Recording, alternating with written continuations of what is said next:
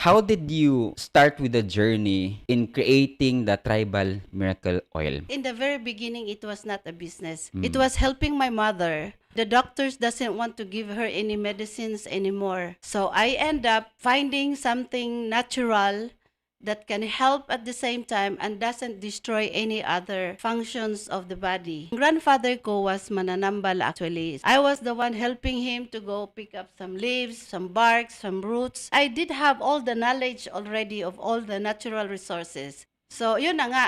Ang first victim ko talaga ang mama ko. Mm. Pati ako. Kasi yung mama ko, pag hindi ako iinom, hindi daw siya iinom. Then, I used to be diabetic, high blood pressure, fatty liver, asthma, depression. Habang gumaling yung mama ko, ako dahan-dahan din ako nagbawas ng mga gamot ko. So, nag-i-start ako, binibigay ko muna sa mga taong, ay ako ate, ganito, ganyan, binibigyan ko sila. Nakikita ko gumagaling. So, I decided to turn it into business para makakatulong naman ako sa mga tao, lalo na yung mga kunti lang ang pera, hindi makapa-ospital. Alam mo naman, ang ospital dito, ang mahal-mahal. So, I started to develop the product. Pinadala ko muna sa Europe, pinapacheck ko lahat doon. Baka mali yung grandfather ko na tinuturo. I make the factory, and then I apply the FDA, the CPR with all my certifications. Mm. That's how it started.